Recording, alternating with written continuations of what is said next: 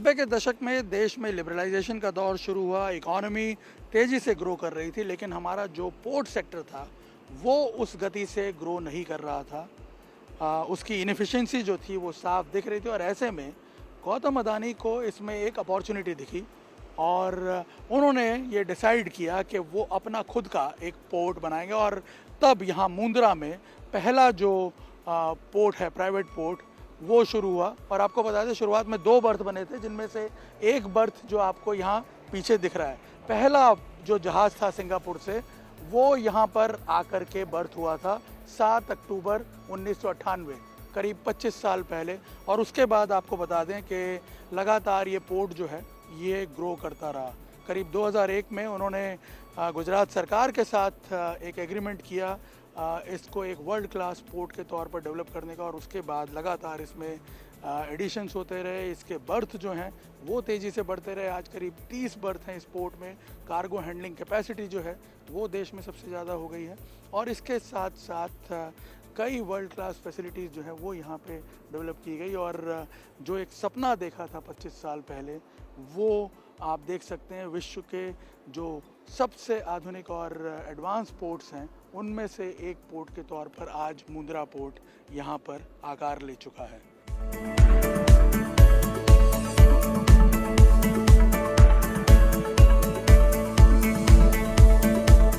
पिछले 25 सालों में अडानी ग्रुप द्वारा संचालित मुंद्रा पोर्ट ने कई उपलब्धियां हासिल की हैं। आज ये भारत का सबसे बड़ा प्राइवेट पोर्ट तो है ही, लेकिन इसके साथ साथ सबसे ज़्यादा कंटेनर हैंडलिंग की कैपेसिटी भी यही है।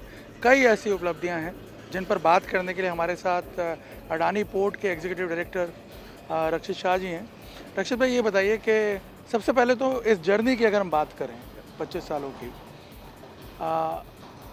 उसके बारे में थोड़ा आप हमें बताइए और अपने एसोसिएशन के बारे में भी बताइए कि आप कितने टाइम से जुड़े हुए हैं। ओके, मैं इधर 12 साल से हूँ। मैं बताऊँ तो ये जो 25 साल की जर्नी है उसमें इतना डेवलपमेंट आया है कि आप चालू करो तो हमने जब चालू किया 1998 से, जो फर्स्ट वेसल हमारा लगा था वहाँ पे, और आज जो है वो टाइम पे हमारी एक जेटी थी। आज इधर जो मुंद्रा में आप पूरा देखोगे 28 जेटी है। तो टोटल जो आज हमारी कैपेसिटी है 250 मिलियन टन कार्गो हम लोग हैंडल कर सकते हैं। लेकिन अभी हमारा जो प्लानिंग है नेक्स्ट 30 ईयर्स में, we want to plan 1400 million metric turns.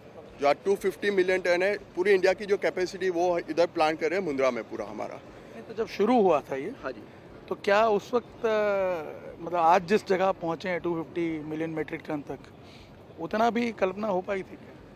वो टाइम पे जब बात कर रहे थे, जो हम लोग तो बहुत छोटे, लेकिन जब गौतम भी आते थे और बोलते थे कि भी इधर ये पोर्ट आएगा, इधर ये अपना पूरी ट्रेन आएगी, ट्रैक्स आएंगे, तो सब लोग हंस रहे थे कि ऐसा पॉसिबल कैसे है, क्या बात कर रहे हो।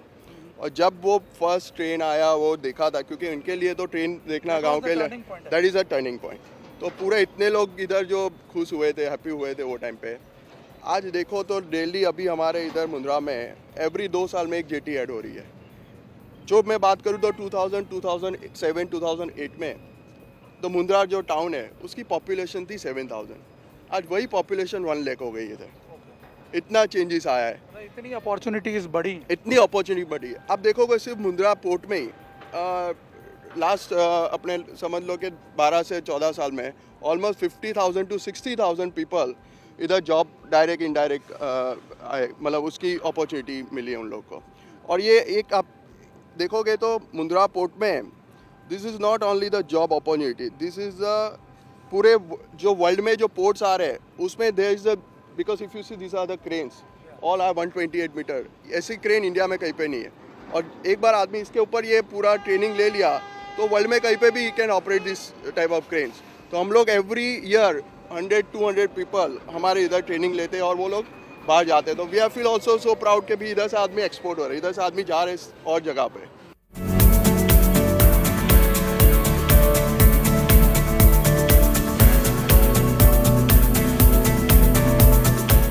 1998 में महज 2 बर्थिंग स्पेस के साथ शुरू हुआ मुंद्रा पोर्ट आज देश का सबसे बड़ा प्राइवेट पोर्ट है।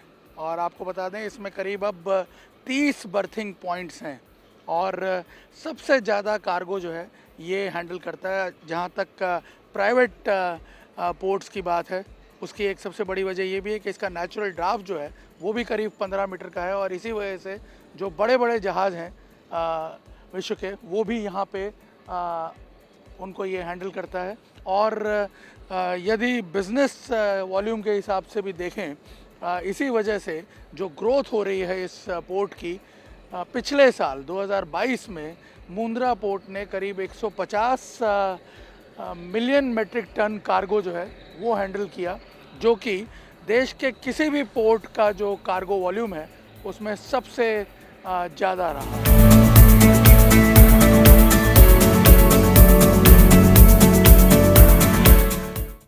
अडानी संचालित इस मुंद्रा पोर्ट पर आज सबसे फास्ट कार्गो हैंडलिंग होती है, और इनफैक्ट आपको बता दें कि वो तमाम एफर्ट्स किए गए हैं पोर्ट अथॉरिटीज़ द्वारा। 2003 में इसके लिए आप देखिए यहाँ पे ये पहली प्राइवेट रेलवे लाइन भी बिछाई गई थी।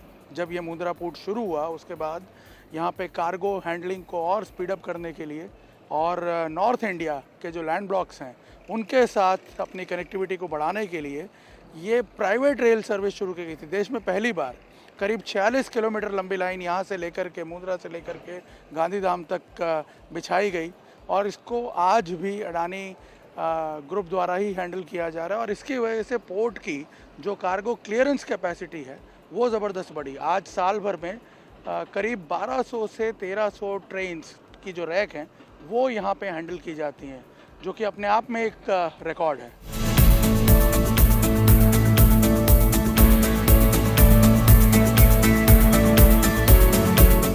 इस वक्त मैं मुंद्रा के जिस कंटेनर टर्मिनल पे खड़ा हूँ, ये देश का सबसे बड़ा कंटेनर यार्ड है। करीब 2.5 किलोमीटर लंबा ये कंटेनर यार्ड है।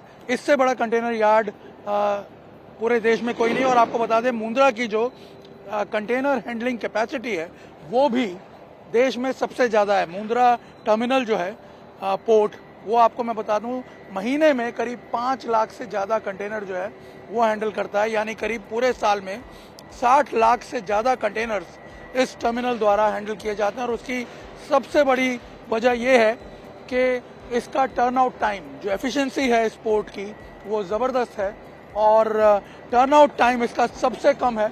और इसी वजह से मुंद्रा टर्मिनल में जो काम की गति है, इसकी आधुनिक तकनीक की वजह से वो बहुत ही तेज़ है। और यही वजह है कि आज ये देश का सबसे बड़ा कंटेनर टर्मिनल बन चुका है।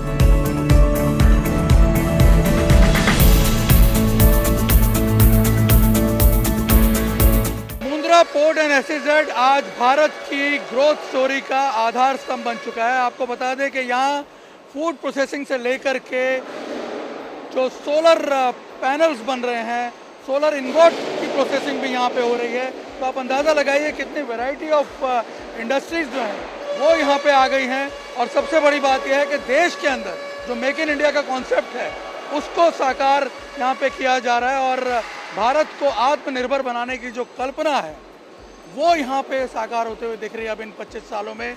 जब आप सोचिए, ट्रेडिशनल इंडस्ट्रीज से लेकर के जो सनशाइन एरियाज हैं, वो जो इंडस्ट्रीज़ हैं उनका भी मैन्युफैक्चरिंग है जो एरिया है, उसको भी मुंद्रा एसईजेड में कवर किया जा रहा है।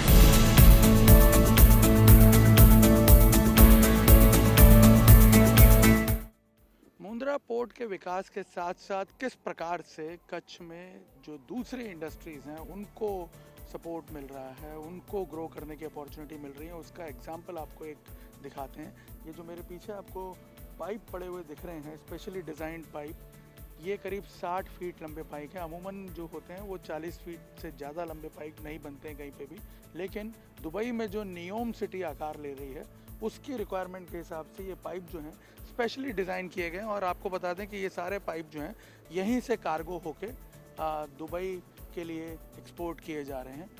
ये ऐसा इसलिए संभव हो पाया क्योंकि मुंद्रा ने जिस प्रकार से अपनी फैसिलिटीज़ को डेवलप किया है, आज ये किसी भी प्रकार के कार्गो को हैंडल कर सकता है यहाँ से। मुंद्रा में यही कहा जाता है कि आप किसी भी प्रकार की रिक्वायरमेंट लेके आइए कार्गो को हैंडल करने की, और हम उसे हैंडल करके दिखाएंगे। और इसी का परिणाम है कि मुंद्रा पोर्ट की आधुनिक फैसिलिटीज़ और जो यहाँ पे आसपास इंडस्ट्रीज़ डेवलप हुई हैं, दोनों का जो एमेलगमेशन है उसका परिणाम है कि आज दुबई में जो नियोम सिटी आकार ले रही है, उसके लिए भी जो बेसिक इंफ्रास्ट्रक्चर रिक्वायरमेंट है वो यहाँ कच्छ से पूरी की जा रही है।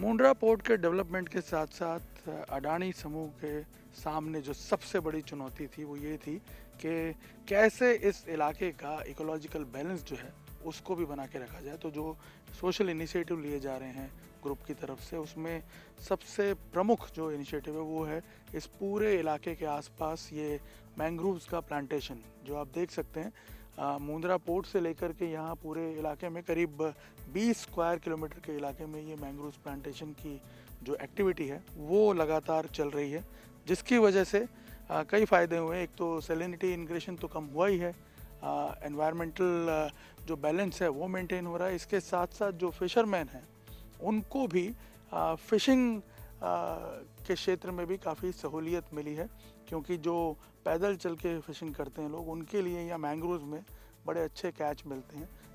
आपको बता दें कि ये पूरा जो इलाका है ये पहले एक बंजर ज़मीन ही थी, इस तरह से जहाँ मैं खड़ा हुआ हूँ अभी, इस लेवल तक पानी यहाँ पे आ जाता है जब हाई टाइड होता है। और आप देखिए पहले ये पूरा इलाका बंजर था, और ये जो समुद्र का इंग्रेशन है पानी का, ये और आगे तक जाता जा रहा था समय के साथ साथ। लेकिन जो ये मैंग्रोव प्लांटेशन हुआ है उसकी वजह से जो समुद्र का इंग्रेशन है गाँवों की तरफ वो भी रुका है, और साथ ही जो बैलेंस होना चाहिए इकोलॉजिकल, उसको भी मेंटेन करने में सफलता मिली। और सबसे बड़ी बात ये कि ये जो पूरा प्रयास है ये अभी रुका नहीं है, ये इसी तरह से जारी है, और आसपास के कई जो और इलाके हैं उनको भी कवर किया जा रहा है। कैमरामैन अमित राठौड़ के साथ निर्णय कपूर, इंडिया टीवी, लूणी गांव, मुंद्रा।